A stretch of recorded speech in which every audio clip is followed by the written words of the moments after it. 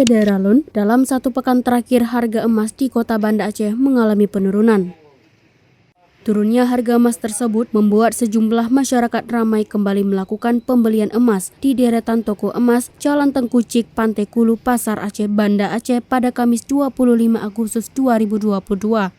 Yadi, seorang pemilik toko emas Sinar Murni mengatakan dalam pekan ini harga emas per mayam mengalami penurunan.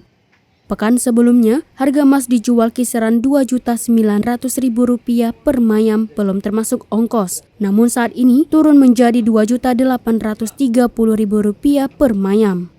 Ia mengatakan turunnya harga emas membuat masyarakat sangat antusias membeli emas hingga 70%. Sedangkan 30% dijual untuk kebutuhan hidup sehari-hari. Dari Banda Aceh, Anissa Az-Zahra, Serambi On TV.